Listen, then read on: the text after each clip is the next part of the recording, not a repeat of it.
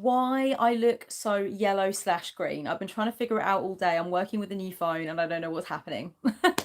It's certainly not happening when I was making my art witch video earlier, which was voted for, okay, by Dollfaces, Poptarts and OGs. So it's coming, okay. I've made some fantabulous collage, if I do say so myself. So that's in the pipeline and it looked fine then, but when I'm to camera, it's looking kind of yellow.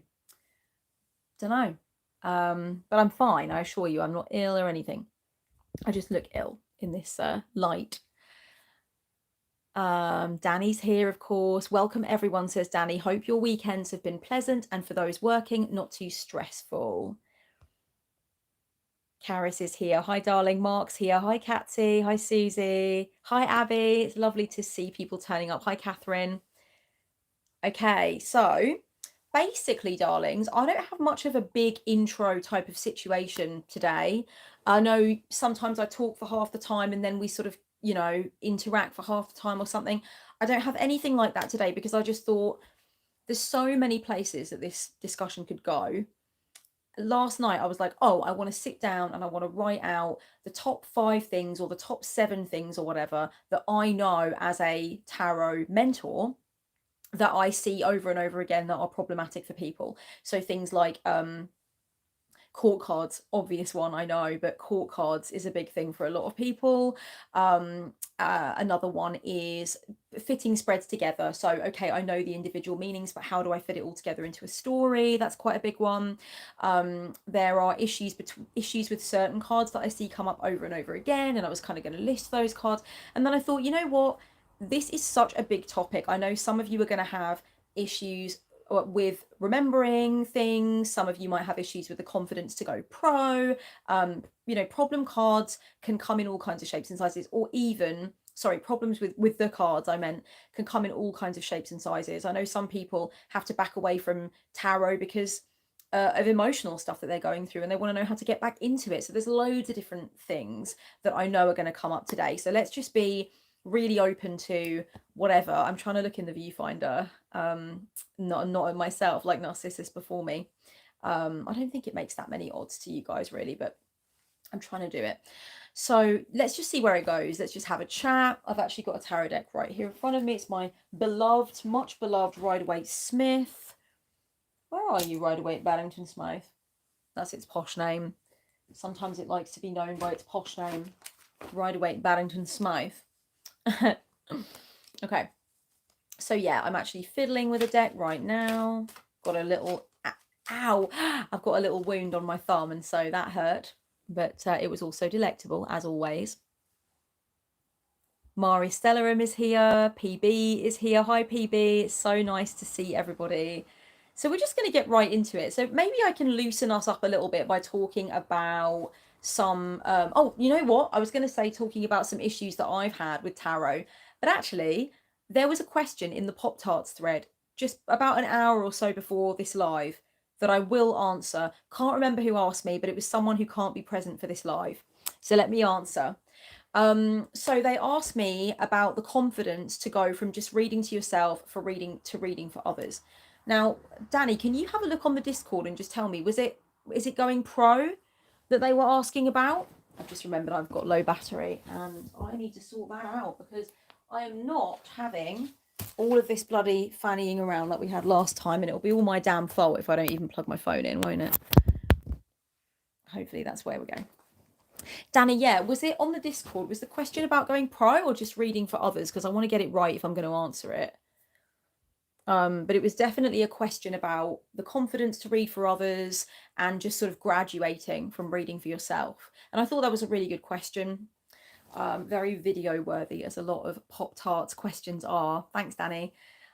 So let me just think off the top of my head, what will give you the confidence to go pro? Okay, this is going to turn into a little bit of a, maybe a little bit of a scandalous rant, but that kind of can happen a little bit in the Pop-Tarts lives because it's just us, you know. I feel kind of a bit more comfy. I definitely get a bit more comfy, which might not altogether be a good thing because of course anybody could just film this and put it online, but no one cares. No one cares about the opinions of little old me. So I am definitely seeing yeah, PB says safe space. Exactly. Safe space. So let me just get this out there. There are a few too many people at this moment in time, in my personal opinion, as someone who's been card slinging for many a moon, who are thinking too early about going pro before they really actually have a good working understanding of the deck. Now, am I talking about only book study, only the universal standardized definitions? No, I totally mean a combination of both your personal emotional relationship with the cards, what they mean to you, but yes, also what they mean in a universal way, right? The collection of themes around each card that we all can agree upon. There are some meanings that we do, yes, as a community, agree upon. I'm just seeing a lot of people in this lovely, delicious witchcraft and spirituality wave that is coming through right now. I'm seeing a lot of people trying to go pro too soon and thinking about it a lot. And just they don't have a good enough working relationship with the cards. I don't think it should really be entering your mind. It shouldn't really be super occurring to you until you have a good working relationship with the cards. Now, I don't know what the relationship is that this person who asked the question has with the cards, and I'm not speaking to you, person who asked the question, at all. What I'm saying is that my advice is therefore going to be, first thing, know the cards, be comfy with them, feel super comfy with them. Might it take some more time? Yeah. If you feel really passionately like you want to start reading for people, but you know there are some cards that you're dodgy on, there are some cards that you probably wouldn't be able to look at and feel very comfortable to begin speaking, it's not time, you know? That is literally the most basic bitch advice, but I think it's advice that works, you know? Danny says, yes, it's about leveling up and working your way through the confusion and usual trip ups. Yeah. You know what? Leveling up for me, the big thing of what I'm talking about here is like leveling up takes time, dedication. You come back to it. When I was relearning tarot, because I did learn tarot in my teens, when I came back to it in my nearly mid-20s, after a big break, I had to relearn it. Now, of course, I had things come back to me. It's like relearning a language that you've stopped using, right? Things come back to you and you go, oh yeah, I know, I remember. But you do have to relearn. I was very, very rusty. When I relearned, I was so passionate. I went so hard into it, guys. And I had basically, you know, revising cards. So I'd make revising cards with all of my key meanings and stuff like that from the book I was learning from, which was Step by Step Tarot by Terry Donaldson. I still have it. I have a huge affection for that book because it's the book I came back to tarot with. And yeah, I basically just was going through the revising cards and stuff and then turning them over and seeing what I could remember. I would go through the deck at random and just voice out loud everything I could remember. And then I'd make two piles. I'd make the pile of the cards where I could remember quite a few different meanings, and then the pile of the cards where I didn't have much on the Rolodex, as I like to say. Because I think of every single card as having a Rolodex in my head that has quite a number of different interpretations on it, different possibilities for what it can mean, different possibilities for where it can go. Now, I noticed the difference between the cards that I had a lot on the Rolodex, where I could keep talking for a couple of minutes about what it means and how it could apply, and then the cards where I was like, okay, I literally just know that it's about this. That's, you know, I don't feel emotionally connected. Maybe I need to go into it more deeply in terms of my experiences because I'm not feeling what I'm saying, or I'm not saying anything because I literally can't remember what the card means hardly, right? And I would go with the pile where the Rolodex was quite thin, and I'd be like, okay, cool. These are the cards I'm not comfy with yet. And I would never have dreamed of taking money, especially for a reading, without being comfortable to that degree. And in terms of just reading for others, as in friends, family, partner, whatever, I think you've got more leeway there because you can say that you are going to be referring to the book at times if you want to. I don't think there's any harm in that. Of course, for me, I guess I'm coming at the answer to this question from a more pro perspective because I'm a pro card slinger.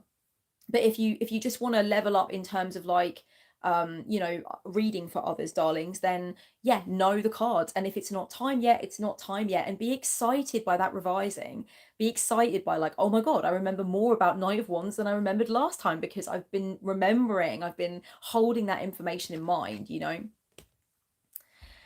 So yeah, that's one of my key pieces of advice. And I think we'll go through a lot more of the trip ups and slip ups and confusions as we go along. So Katsy says that I'm so right about people wanting to come into the pro game a bit early.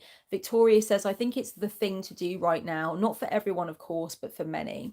Yeah, definitely. I think it's for a lot of people, a very desirable full-time gig. And I get it, because I do it full time and it's the privilege of my life. I'm not going to lie.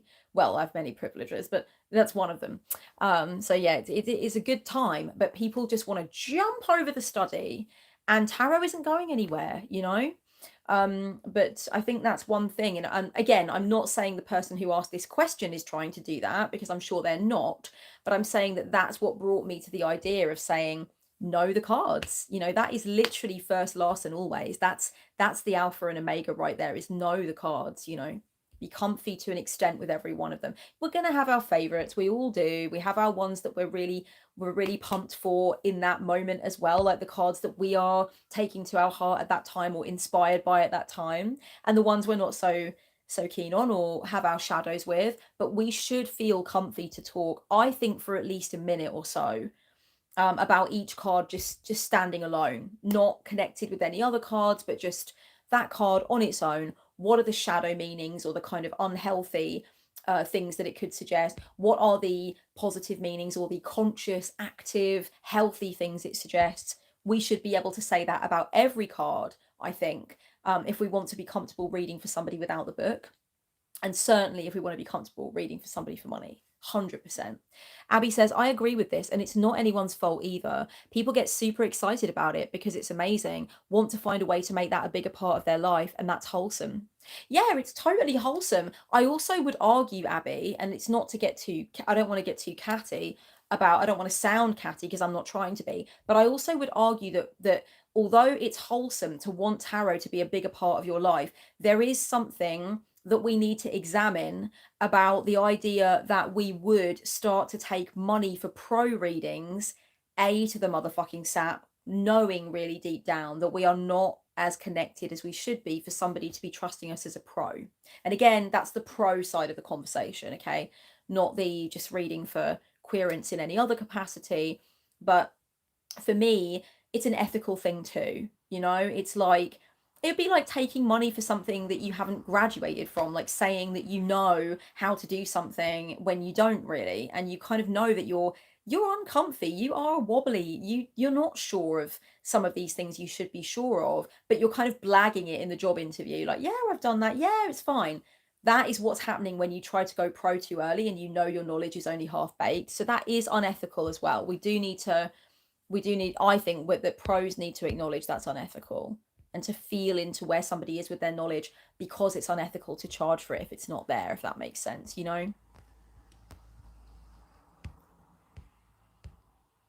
Victoria says, which is exactly why a reading from you is so rich. I love listening to your tarot readings. Oh, thank you so much, darling. That's so lovely of you. I really appreciate that. I pride myself on with what I do so much. Abby says, early on, you don't realize how deep you're going to get, how much it's going to expand with time and practice. There's a point when you think you're done, but you're just at the tip of the roller coaster. Yeah, and that's still how I feel. I will always be a happy little tarot toddler. And there'll always be another door that I bust another door open in the house of tarot, and I'm like, what's all this mess of crap? What? I never saw this before. I literally have reworked my relationship with the Chariot this year so much. There is so much that I never really read before with the Chariot. Like the fact that in the Rider-Waite-Smith, he doesn't even look like he's on a fucking chariot at all. He looks like it looks like a play, like it's fake. He looks like he's on a podium as opposed to on a chariot. He has no chains connecting him to the Sphinxes.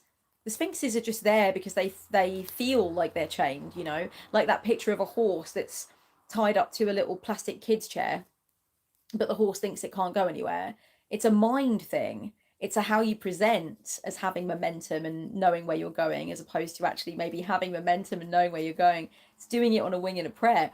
I never had access to that whole thing before. I really sat with Chariot for a while, and I was like, wow.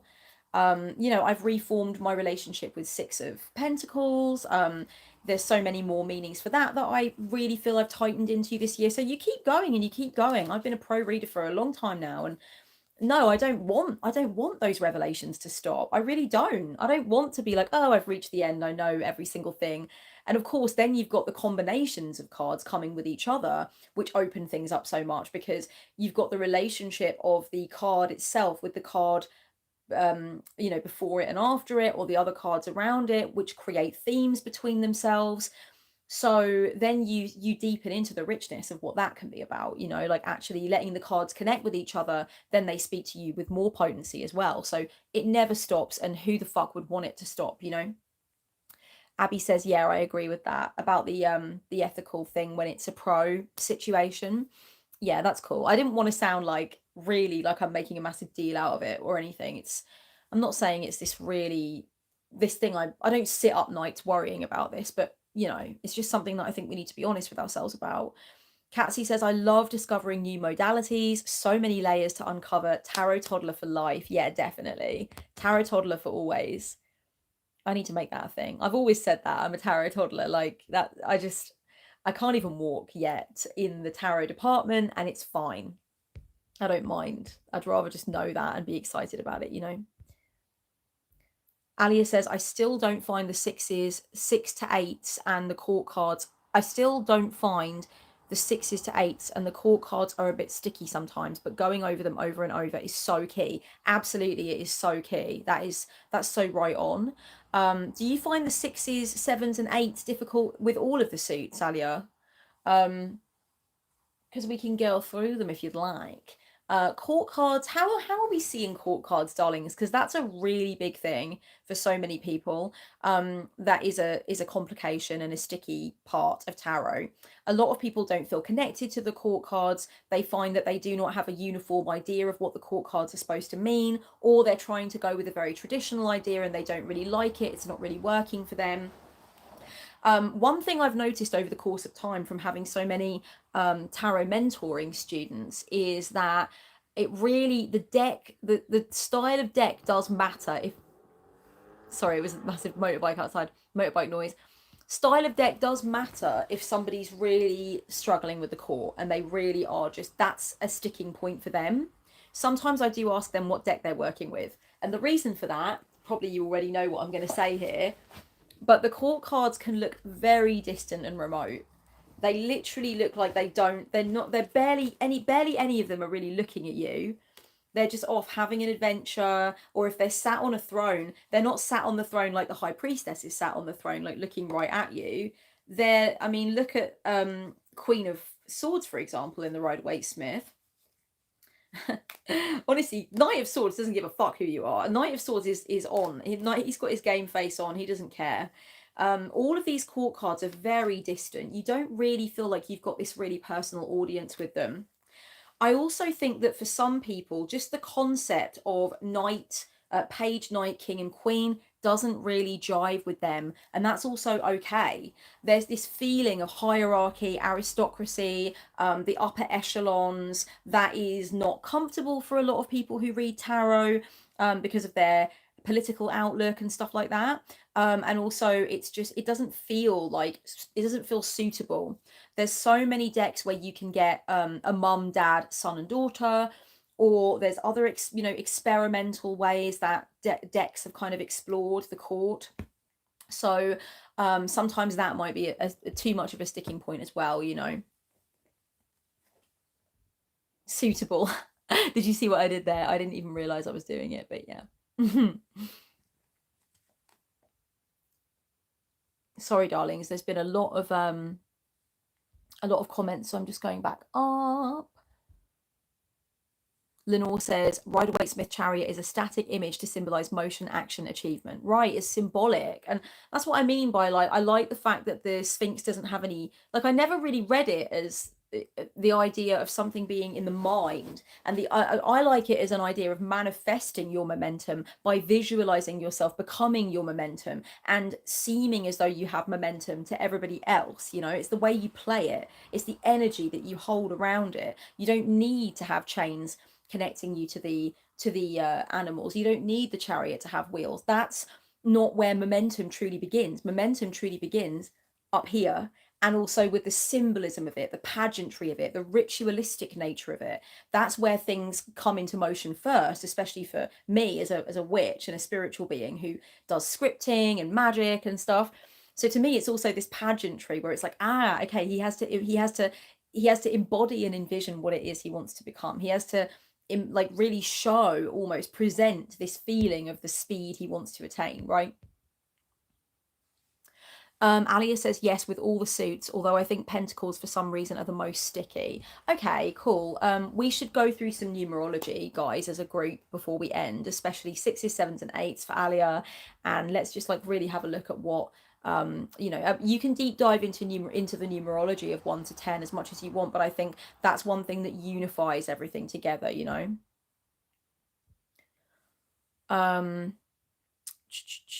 Oh, Alia says the deep dive on the Eight of Pentacles was really helpful. That's good. I'm glad about that. I'm glad people can have the one card rifts as learning resources as well as healing resources, you know.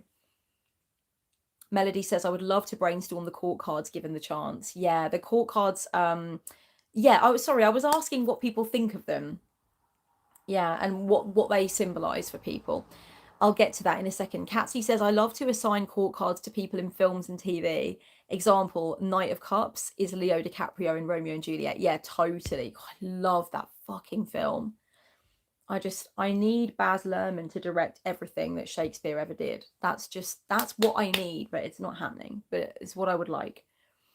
Lily says, I feel very connected to pages, knights, and queens, sorry, but I have a very hard time connecting to the kings. That's really interesting, Lily. Do you think it's because of a feeling you have about them? Like they're arrogant or they're distant or they hold a bad daddy energy? What do you think it is that makes you feel like the kings are not accessible to you?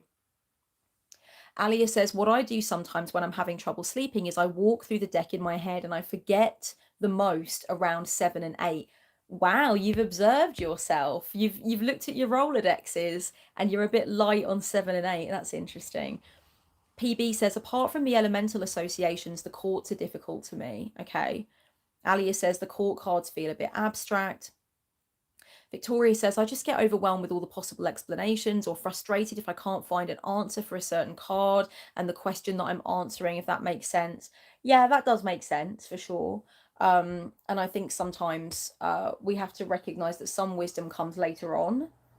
It doesn't come in that moment. You have to sit with it. You have to go back over it. You have to take a photo of the spread and go back over it. Sometimes we need a bit of distance from a spread. Obviously, if you're pro, that's not going to work. But that's why you need to know the cards well enough to be pro, right? Candy says, how do you know if a court card represents a person, a situation, a quality, etc.? Exactly. That's what I think we should get into a little bit now, darlings. Okay, so Catsy goes for the time of life thing. So I see court cards as various stages of life, Catsy says. Pages is preteen, knights is teens, queen is mum / early adulthood, and king is dad / middle age. That's interesting, and that's definitely one of the more traditional ways to read the court cards, and has it's sort of been tried and tested and stood the test of time. Of course, a lot of people read them as actual people with those ages, but it can also represent just what kinds of things might be a priority to you at those ages and that kind of thing. Mark says, I find I can connect well with pages and knights, but I struggle a bit differentiating between kings and queens. This is very, very common, Mark. That's a very common thing. So I'll definitely talk about that. Mark says, oh my God, I really agree about one card rifts being great for learning. You going off about Page of Pentacles really helped me deepen my relationship with him. Awesome. I'm so happy. Lily says, I feel like queens are these amazingly confident and capable rulers. So what do the kings even add to that? Lol, realizing this might be my resentment of the masculine. Well, Lily, you know what? At least you're, saying as much, right? At least you're kind of like, there might be something to this. I read once in a book, don't remember what book it was, darlings, that is like one sentence that I meditated on for quite a long time that said, the queen makes the rules and the king enforces them. So they're on the same team, but the queen devises, comes up with the strategy, looks at all the possible pitfalls and issues, leans into the visualizing of it, the imagining of it, the putting it together. The king then goes and carries it out. So he's shown the map and the strategy and what needs to be done. And he goes out and he externalizes that into material reality. Now, I really liked that. I liked that sentence for some meditation on kings and queens. The queen creates the rules or decides upon the rules, and the king enforces them. What I realized, though, as well, through my own relationship with tarot, is that these roles can swap. They can swap out. So it's like a dance, like any good relationship. You find that, you know, when you're down, maybe the other person in the relationship recognizes that and raises their vibration and becomes very productive and pragmatic to help you, and vice versa. Maybe when you're feeling like you can't handle something, that's when the other person gets their shit together and is the one to drive things forward. So sometimes the queen will be the enforcer and the king is more the strategizer, or the queen explains the king explains the philosophy and it's the queen that embodies and enforces it. So it's a dance, and I don't always think, oh, hang on, I can't read the queens as doers because that's where the king comes in. I don't think that at all. I think queens can completely turn up in a reading and be doers and strategists and stuff. Sorry, doers and action takers rather than rule makers or whatever. And so I don't think, oh, wait a minute, king means do and queen means like devise it and then do it. I don't think that. I think that they do a dance. They definitely do a dance, because I've had several times a king and queen from the matching suit come up together in a reading, and I've recognized that they've done the switcheroo and they're doing the dance. You know, it's just that they'll be doing it in different ways.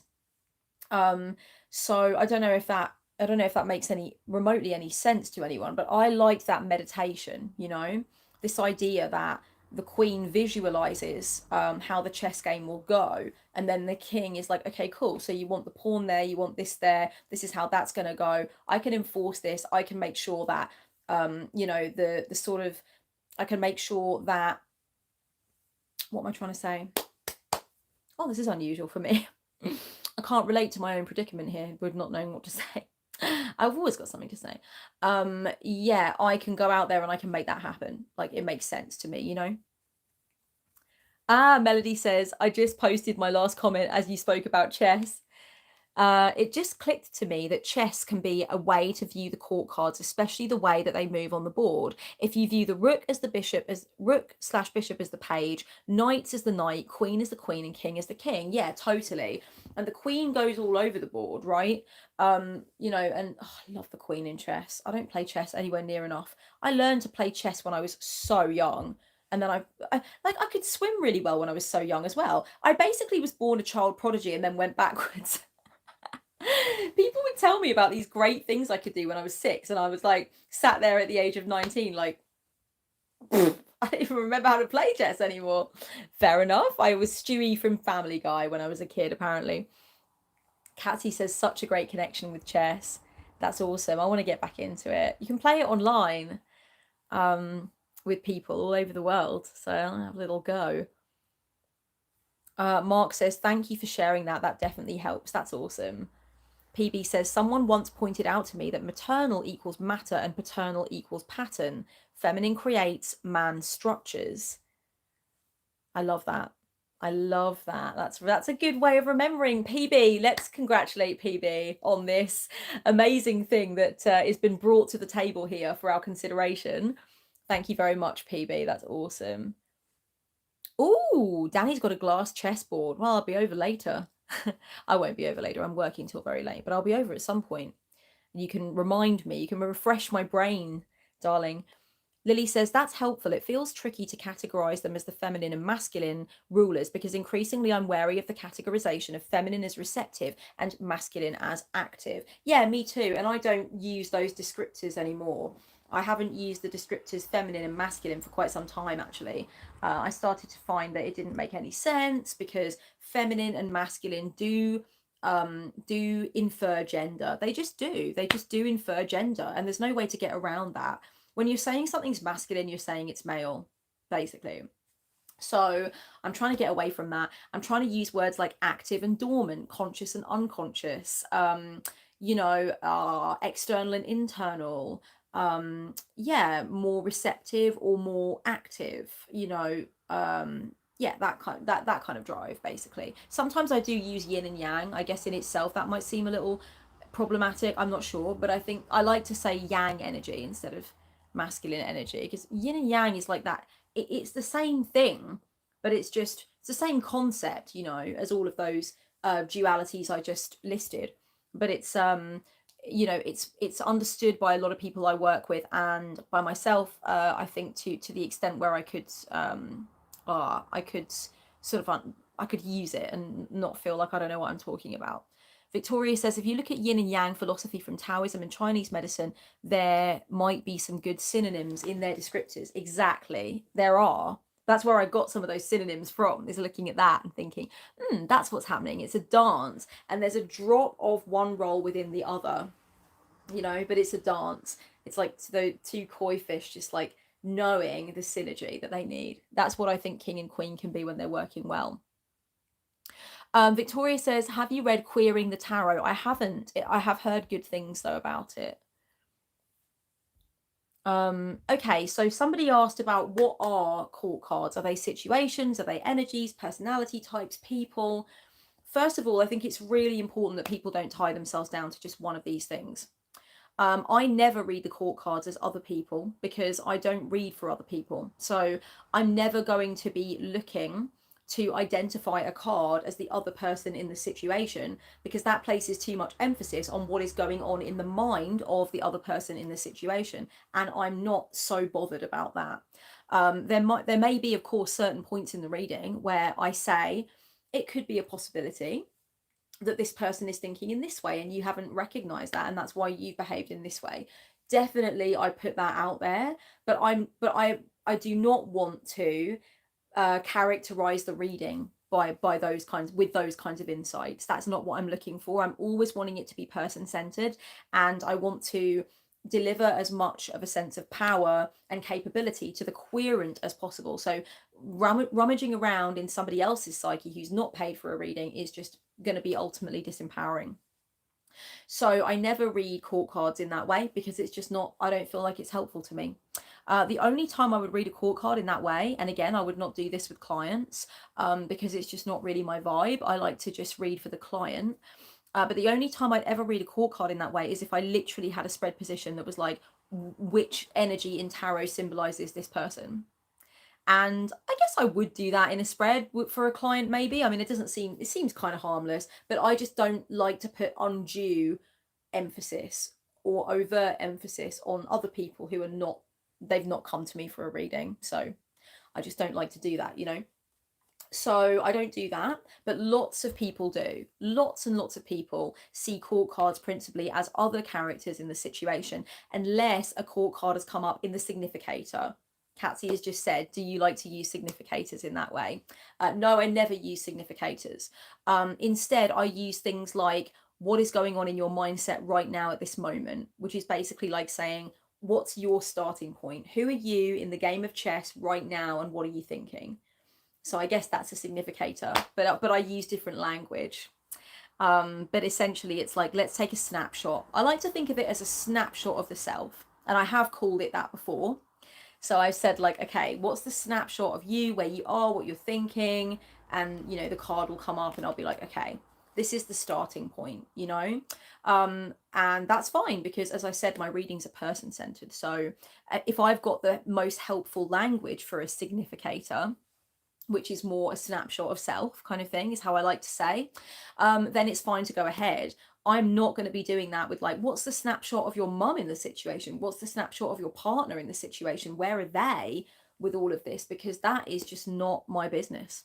That person has not crossed my palm with silver, and it's never going to be, the reading is just not going to bring the nutrition to it that it needs to have for me in the way I read, if I do that.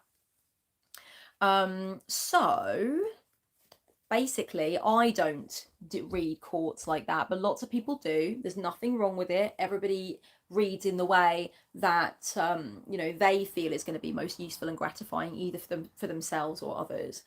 Don't forget that you may end up reading court cards differently for yourself than you do for others as well. That's a really important thing to keep in mind.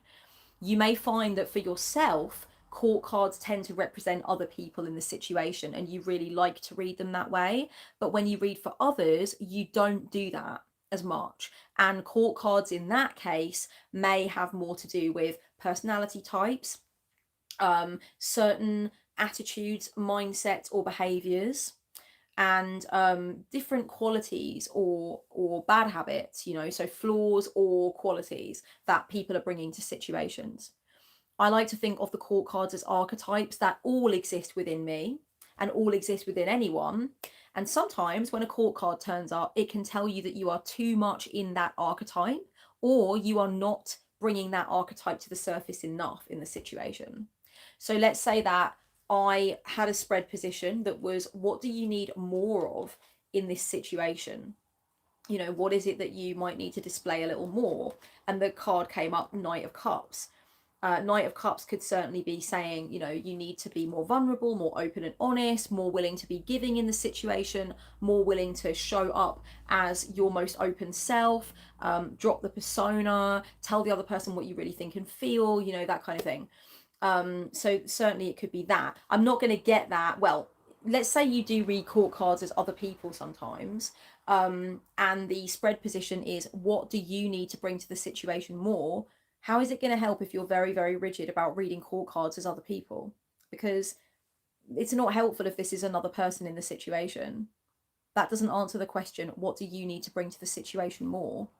If you turn that over and you're very rigid about just reading court cards as other people, how the fuck are you going to successfully and nutritionally answer the question of what do I need to bring to the situation more? Because you're going to be like, oh, well, this represents your partner and what they're bringing to the situation. You could go down the avenue of, this means you need to accept your partner more for who they are. They're the Knight of Cups in this situation. But I don't know, I just feel like it's a much deeper dive if you go into, whereabouts do you need to bring the Knight of Cups to the fore more? Whereabouts do you need to make like Knight of Cups and do what Knight of Cups would do? And then if it's, what do you need to pull back on? Like, whereabouts is there an issue for you? Whereabouts are you not seeing what could change or what is an issue? Knight of Cups could be oversharing. It could be sharing your vulnerability with the wrong people, having poor boundaries, giving too much, So I think it's much better if we bring it back to self, personally, if that makes any sense. Katsy says, do you associate the zodiac with the courts? That's a modality that I'm learning now. I do associate the zodiac in my mind with the major arcana sometimes, but I try not to so much because I'm just not really a massive astro reader, and I do find that it's useful to know what the associated zodiac sign is with each card, but I don't want to be too beholden to it, basically. As I've gone along, I have definitely learned more about astrology and I've become more connected to the signs and their meanings and their energies. But I don't want to clip my wings. And for me, I know for some people that's a deepening of knowledge, and I'm glad that I have that knowledge for sure. I was a bit disappointed that Sagittarius is Temperance, but then I got over it and I was like, no, I've got a good relationship with Temperance though. I just thought it should be death, but of course Scorpio takes that. So yeah, I think it was useful to know, but I personally don't want to take that too much into my mind.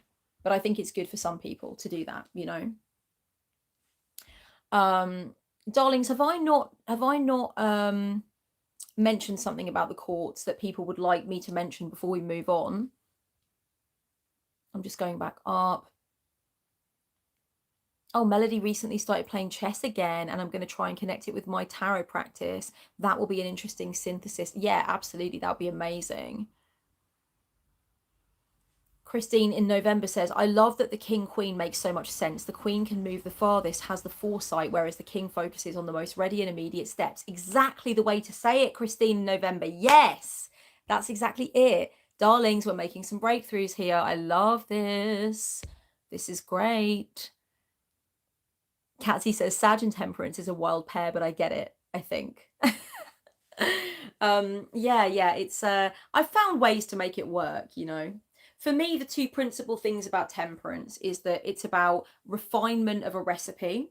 It's about being able to put different ingredients together to make something that you're truly passionate about and that works. And then therein is the alchemy, and that's like a form of traveling, adventure, exploration, trying things, being a chef, a spiritual chef. And I can see that in my Sag energy. The other thing about temperance is that I feel temperance represents a guiding force. So I see it as access to spiritual knowledge and being able to do what you've got to do in the material realm by having one foot very much in the spirit, in the information that comes from beyond cognition and from beyond material reality. And I think that Sagittarius like aims true, not just by learning how to be a good archer, but also leaning into that base instinct, that deep animal primal instinct, that I think the centaur also represents, where it's you're kind of working on knowledge that's coming from another basis too. You're not just working on the practical pros and cons. You're leaning into the compass of the cosmos. Sagittarius, I think, is, to me, that there's a lot of that in it. PB says, confession, I get defensive about swords as the air set. As an air sign myself, I don't just make arguments, lol. Oh my God, you know what, PB? I just don't like the way swords are only representative of conflict for a lot of people. Swords, as soon as some people see swords or read them, they're like conflict, tension, fallings out, things falling apart, things being misaligned. I'm there like, I'm a Gemini rising, by the way. I'm there like, bitch, what happened to intellect, thought processes, philosophies, debates, perspectives? What happened to all of that? It's just, what happened to learning? What happened to cognitive development? What happened to massive shifts in the way you see things and how powerful that can be? What happened to fucking defenses as well? Never mind just like, oh, conflict, war, falling out. It's like, no, what about defensive strategies to protect what is yours, so that if a conflict ever comes, you've got a moat around your fucking castle and you've got the weaponry, you're ready to go. It's about the sacredness of boundaries, not just the lashing out and the tearing down of things. It's being prepared, and a lot of that is strategy and intellect as well. So all of this stuff, this nurturing stuff, we're missing, when we just go straight to conflict. I mean, of course, there's great pain and conflict and separation and anger in the sword suit, but God, there's so much else, darlings, isn't there? Lily says, totally, all four suits and elements are equally necessary and equally sacred. Exactly. PB says, yes, thank you. Catsy says, my sentiments exactly with the swords. Catsy is Gemini rising too. Awesome. So I get a little bit like, hang on, we're not stopping there. There's a lot more to my rising sign than that. Thank you very much. Mark says, I'm curious about the 2 and 3 of wands and their differences as well. I definitely struggle with those. Oh, that's one that I've heard before. Sorry, darlings. I am going to get to everybody's mentions of things for definite. When did we start this? Oh, okay, cool. 43 minutes. So we end at 8:30. Yeah, cool. I'm gonna get to everybody. Let me work my way backwards. Oh, Catsy says there's so much knowledge hidden in the swords. There really is. Swords is a little bit Dark Night of the Soul-y as well, isn't it? 3 of Swords, for example, 5 of Swords. You've got 9 of Swords. These cards make me think of who I've become after I've really gone through something incredibly tough, and I've done it with little to no outside help or resources, or little outside understanding. It was a personal battle, and then I came through it and I saw the sacred nature of it. I was too close at first and I was like, that should never have happened. I'm scarred for life. I'm so messed up about it. I'll never be okay.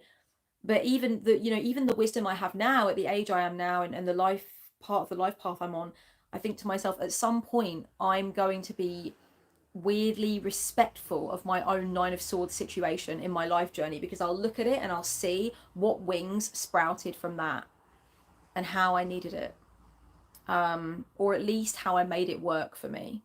Because I don't ever want to get to like, you needed your pain to grow, because like, fuck that shit. But what I mean is like, I can take that and I can plant that shit and I can watch it grow. And then I can look at it and say, oh, you horrible, like, you horrible, scary little seed of lushness. That terrified me, but I made my choice. I made a decision to keep going. You know, swords do remind me of my depression and my mental health issues. Swords remind me of breakups and fights, definitely, but there's so much more. You know, you got to dig down into that richness for sure. Lenore says, as a fellow air sign, I agree. Lenore says, Rider-Waite Smith swords are pretty negative images. It's important to learn about other ways to read the suit. Yeah, definitely. And I think a lot of suits just... oh, I just wipe lipstick up my face, probably. I think a lot of suits follow the Rider-Waite Smith imagery too. Like, certainly there are lots and lots and lots and lots of Nine of Swords images where you are looking at deep pain. You are looking at deep mental pain and sadness or confusion or fear, right? So you know, we're sort of nodding back to the meanings that are set out for us in Rider-Waite Smith. But yes, there are a million and one decks, and I think working with other imagery can be so enriching. But certainly this so much of the universal sense of what Nine of Swords is about, I think, would be lost if we weren't looking at an image that's scary and dark. My personal feeling. However, because I know Nine of Swords so well, I feel like I really connect with it. If I did see something completely different, it was a totally different kettle of fish, which has happened. I own quite a few decks. I would go, I'm happy to have the opportunity to think what else this could be. You know, like needing the time to process alone and stop listening to all the white noise of everybody else's fucking suggestions and opinions. Which reminds me, let's go on to 2 and 3 of Wands. So, interesting one with that. So, you know, to me, I look at 2 of Wands, and let me just itch my head. There we go. I look at 2 of Wands and I see this person who's able to give guidance and see a big picture, and really sort of look at the knowledge that it takes to decide what is the next thing going to be on the map. You know, because often the figure's holding a globe, sometimes they're holding a crystal ball, sometimes they're holding other things that are meant to represent something oracular. Is that the word? When it's like an oracle. And they're using that. In the Modern Witch Tarot, they're holding a smartphone, in fact, which is really cool. So I see 2 of Wands as being that sort of, that opportunity to get right with yourself about the journey that you're about to take. You know, so let's think of it as Pentacles, right? 2 of Pentacles is that choice making, that decision, looking at the 2 different things, appreciating their duality and deciding what is the priority. You know, what is the pathway I want to choose, and how can I make sure that I, you know, use my wisdom to lean into how I'm going to juggle these and create harmony. Then 3 of Pentacles is like, I've done that and now I'm into the development. Now I'm into the actual, something's happening, right? And if we then look at 2 and 3 of Wands, it's this, I'm going to consult the oracle. I'm going to lean into my wisdom on this. I'm going to look at what is inspiring me. How do I get the information together to do what I'm going to do? And then when you go on into 3 of Wands is you actually about to do it. You're about to step over that threshold. You're about to get on that boat. You're about to go into the desert that is beyond you. It's about the barrier that you cross over when you know that you've done enough 2 of Wandsing, which is like either consulting others or, you know, and getting information from people that understand it, working on really leaning into what you are going to do. What is the itinerary, or what do you really know that you can do when you take action? 3 of Wands is like, oh my God, it's the moment of actually taking the action. That's why there's so much tension, I think, when I see 3 of Wands sometimes, because it's like, are you going to do it? You're going to do it? Like, are you actually going over into materializing the work you did in the 2? And it's like you're seeing somebody just on the verge of doing it, you know, stepping into that manifestation phase. Does that make sense? That's kind of how I read them.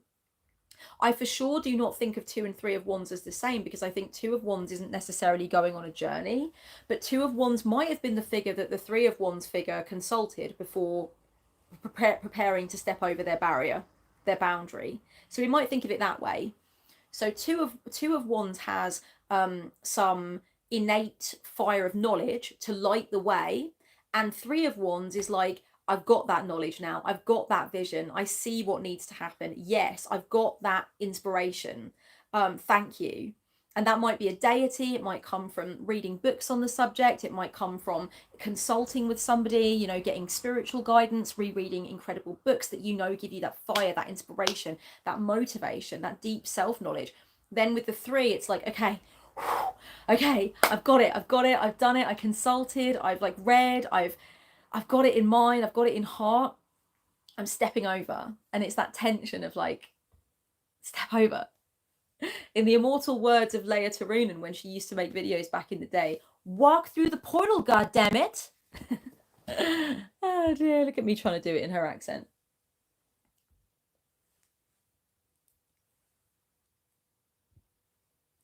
Tressa says, actually, I've not been liking the what doesn't kill you saying. It feels like it's telling me to keep quiet about trauma, you know? It's one thing to celebrate resilience. Yeah, the whatever doesn't kill you makes you stronger. I feel like that is something that, do you know what? I've been writing notes for a video that has to do with this. So it's about the way we frame certain things in spirituality. I don't know when this video is going to be out because I'm not entirely sure that I'm fully certain what I'm trying to say, but I'll get there, baby cakes. All right, don't worry, I'll get there.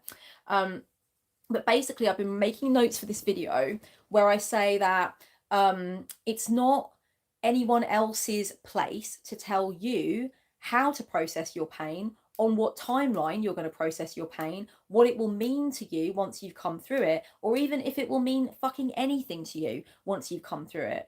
But if you want to say that, if you want to, that is your absolute right, and that is a part of you taking your power back. So if I want to say, whatever didn't kill me, it made me stronger, whatever doesn't kill me, it makes me stronger, if that's my personal philosophy, then fucking right on.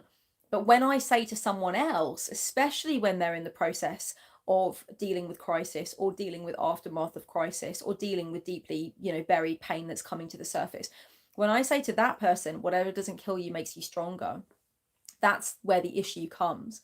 Now, obviously, I think a lot of you know, if you're Poptarts, you know, that I am bang into post-traumatic growth as a concept. However, I've always tried to be quite delicate, and I think I've probably refined this more. Coming back to the Temperance and Sagittarius connection there, I've been refining this recipe over the course of time because I think I might have used to be a bit more full on about it. But I try to be delicate about acknowledging that it's not me that decides that you can plant the seed of trauma and it comes up as this incredible flourishing thing. I can only cite that a lot of people say that it's possible, and I know it's possible because I've done it, and that if we want to have hope of this experience morphing into something different, we can know that that is absolutely one of the sacred possibilities. But nobody gets to tell you that you should be working towards that, that you should be able to envision it, that it is what is going to happen. I think that becomes invasive. To me, that's kind of like, and I don't want to trigger anyone here, but to me, that's like somebody being bereaved, you know, experiencing a death, experiencing the loss of somebody in their life, and somebody else coming along and saying it's God's plan, God has a will, everything happens for a reason. You know, I feel like Dr. Evil now. Ladies and gentlemen, Exhibit A. Zippy lung stacking. No, we do not. We do not. We don't do that. We don't trample over somebody's pain like that, you know? And to me, that's what it is. So I get to say whatever doesn't kill me makes me stronger. But I think, yeah, it's more like if that's put upon me, I wouldn't like it. And so I'm trying not to put it on others. And I don't want to rush someone to that finish line anyway. You know, and who's to say, like, some things don't really get fully healed sometimes. That's okay. That's okay. We don't know where we're going to end up with it sometimes, you know, if that's not too depressing, guys. Mark, I know you said that explanation of my differentiation between 2 and 3 of Wands was helpful. So that's good to know. I'm very happy about that. PB says, no credit to the trauma, credit to the person. I've been really cleaning up my language around that for the last year or so, PB. I actually really have. I'm so glad that you mentioned that specifically. I think that's so important. Like, I really like that Jamelia song. Thank you for every last bruise you gave me, for every time I sat in tears, for the million ways you hurt me. I just want to tell you this. You broke my world, made me strong. Thank you. Me and my sister used to sing that a lot, and I know we were both thinking about our stepfather when we sang it. But as much as I love you, Jamelia, that's the kind of language I'm trying to break with. Unless I'm saying it in a really like, thank you for the riches I'm standing on, so I can now piss on your head from high above. Like, unless it's like a I'm venting, that's fine. But I'm trying not to be like, because I'm in the position I'm in where I can give advice and people are like, what's Kellyanne got to say about something today, which is an extremely privileged position to be in. I do not want to abuse that privilege by saying, how are we all going to thank our abusers today for everything they gave us in terms of strength and potency and experience? And like, we're not going to be, we're going to pay our abusers dust today, darlings. Okay. We're going to pay them absolutely no heed. I'm sorry, I really shouldn't use Ebonics. But like, I just love that saying, pay them dust, like pay them no mind. It's just so powerful. But and I try and do it in a posh way, so that I'm aware that I'm using language I probably shouldn't be using. Anyway, I'm taking this far too far. So anyway, we're going to pay them dust. Fuck that. We're not going to be thanking the abuser. We're not going to be saying, we're not going to be giving credit to the trauma or any person who might have been the causer of the trauma. We're going in with credit to ourselves for living through it. Totally. Tressa says, I'm excited to see your video on that. Thank you. Tressa says that room for nuance in people's individuals' journeys is great. Yeah, totally. Tracy says, I saw someone say recently that this positivity mindset is just repressed emotions. I actually posted that on my Instagram stories this morning, re-shared from someone else who said, sometimes when someone says they're having a positivity mindset, they're just repressing emotional work that needs to be done. And that is the case sometimes. It's not the case all the time. When somebody says I'm feeling really positive and I'm trying to be on a more positive track and I'm trying to pull myself out of wallowing and be positive, I don't instantly think, what are you hiding? What are you not working through? I don't think that at all. I think it's, again, a question of having the discussion with ourselves. We can only say for ourselves, like, I'm using that as a blanket to hide something that's, it's an infestation. And I'm like, oh, just put a blanket over all those bugs and just be like, never mind. And I don't want to do that, so I'm pulling this positivity blanket off and like dealing with the grossness that's underneath, right? I don't think that talking about I've got depression, right? Like, big time. I'm in a depressive episode right now, so of course I'm not going to be one to be like, positive mindset talk is no. I mean, I need it. It's part of what's helped me survive, is trying to figure out ways to be positive when I really feel like my world is crumbling. So I'm never going to say we can't do that, but it's down to the individual to know when you're on your bullshit with positivity mindset. And I know I've been on mine with it, and I know that a lot of people listening, you're going to have been on yours as well, Victoria says, I'm working on thanking my inner child for keeping me safe and helping me grow, rather than thanking abusers for their lessons. Oh my God, I love that. Victoria, the 2 collages that I have made for the Art Witch video are about inner child stuff. That's all I'm going to say. I'm looking over at them now, and it's all about honouring your inner child. So I think you will really enjoy what I've created. So yeah, I'm excited. Victoria says, I'm so excited to see them. Thank you. I'm excited to show you guys. Thank you so much for encouraging me to do an Art Witch episode, darlings. You really are, like, you are the kick up the bum that I need. Really, you all are so much. Catsy says, oh my God, yes, I can't wait to see. I hope it's not boring, because it's a lot of me just talking about my art process and stuff. Anyway, sorry, this is valuable time where I could be answering another question. Okay, so what I'll do, because I've only got like 1 minute left, I will suggest that we all do some homework of like just looking a little bit at the basic astrology of 1 to 10 and remembering a few things about it, because all of the suits do conform to it. They definitely do. So what I'm going to do is I'm going to refresh my head on the astrology, on the numerology too, because I absolutely love it. I love knowing that all the threes, all the twos can be about duality, choices, balance, like one or the other, or the dance of both together. All the threes can be about like developing, you know, getting.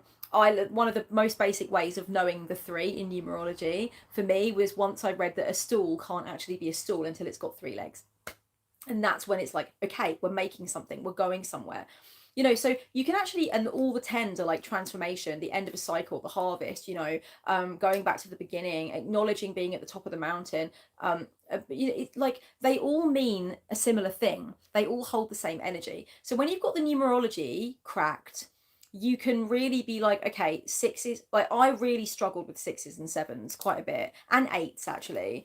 Once we like refresh on the numerology, and I'm going to leave you to really like meditate on the numbers in your own way. I do talk about it in my trainee tarot course though, darlings. I do explain it very briefly in one of the videos. It says numerology, so just know that I have discussed it on my channel before if you want to take just my very basic explanation from way back when and look at what I looked like 7 years ago, or nearly 8 years ago now, whatever it is.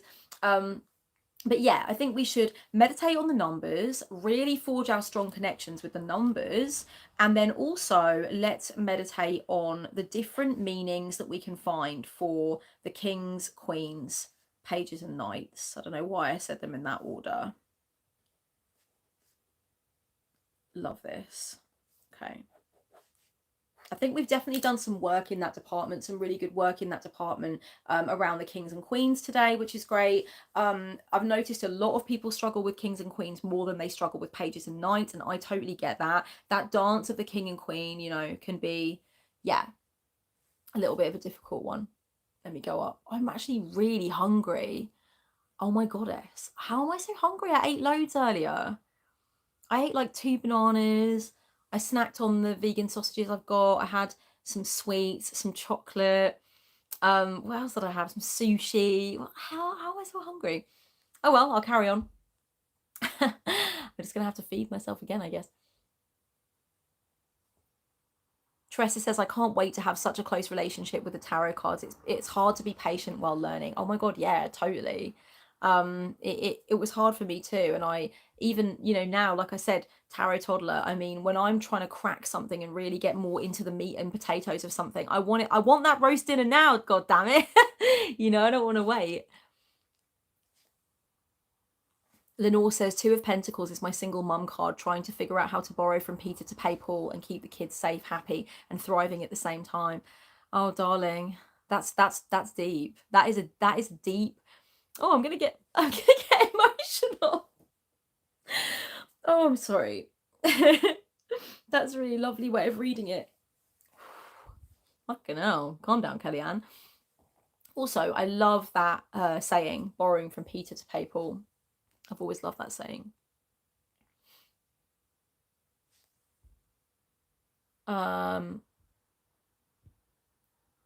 Danny, they're looking amazing. Oh, what is the video collection? For real, that video collection. Oh, the award-winning video collection. Thank you. I will remember I'm a badass, PB. I will remember that. I hope I've given enough help here. I know it's like an hour is very short, I think, to really get into troubleshooting tarot. So maybe we'll do another one of these and we'll just do more and more. Yeah, so but I hope that this has been helpful. Oh, Danny says your art is amazing and the video collection is also good. Thank you, darling. Oh yeah, because Danny's seen the collages that I'm making, the inner child collages. I was also going to make a collage portrait of Vivienne Westwood, but I think I'm going to save that and do it as a afterthought. So only patrons will see it. Only Doll Faces and Poptarts will see that one. Because I was planning on also making a portrait of Vivienne Westwood, but I'm not going to have time. This video is going to go on, this Art Witch video I'm making, it's going to go on forever if I do that. So I think I'll make a separate Art Witch video for patrons only, so we can have more art time together, which would be good. Tracy says, I'm going to have a rewatch. My family suddenly wants to chat when I watch a live. Oh, bless you. Lily says, this was wonderful. Thank you. You're so welcome, Lily. Thank you. And thank you for bringing yourself to the discussion, your energy and your vibe as well. Oh, Lenore says it's okay. They're all grown up now and they're all doing so well. That's great, darling. I'm so happy. Thank you for letting me know. Catsy says, Vivian, Westwood Collage. I love it already. Yeah, me too. Victoria says, I love this session with you. Thank you. Oh, Lenore says, including me. Good. I'm glad you're doing well. You deserve it. Okay, darlings. Well, this was absolutely lovely. I hugely enjoyed sharing some insight with you, getting your perspectives on things, and really coming to find some answers for some of the stickier bits. I wish I had more time. I wish we could delve into the astro. Stop saying astro. Numerology now. I want to delve into some other cards. I want to talk about how you connect spreads together. But again, you know, there's one of these every month. I'm sure another one of them can be a tarot troubleshooter, and we can have more chat on this. Carrie says, thanks so much, Kellyanne. Catsy says, thank you so much for this. This has been amazing. Oh, good. I'm so glad. Thank you so much, darlings, for coming in. If you're watching on playback, thank you also for being here. If you would like to say anything afterwards about this live in the Poptarts Tower, please go right ahead. And don't forget that there is a Card Slinger Cafe in... it's not a Card Slinger Cafe. It's One Card Riff Cafe and then Card Slinger Corner? Card Slinger Alley? Why am I forgetting my own world, my own Discord world? That's not very good. But anyway, we shoot the shit about cards in Discord, so please don't forget that. Come and ask questions, exchange thoughts, show decks that you like, and all that good stuff. And thank you so much for being here. Card Slinger In, that's what it's called. Yeah, we decided, yes, Danny and I decided it was going to be like a pub, and people will be reading cards in the pub type of thing with like caskets of beer and whatnot. So yes, the Card Slinger Inn. Please come and have a drink. Come and stop by the Card Slinger Inn, and it's a very well put together pub. It's not got a sticky floor or anything like that, you know. So yeah, come in and take a load off and talk tarot in there. And I will see you guys for the next sip tea with me or the next book club, whichever's next. Much love and thank you as always for being my Pop Tarts. I hugely, hugely appreciate it. Mwah! Hope you have a lovely rest of the day, darlings.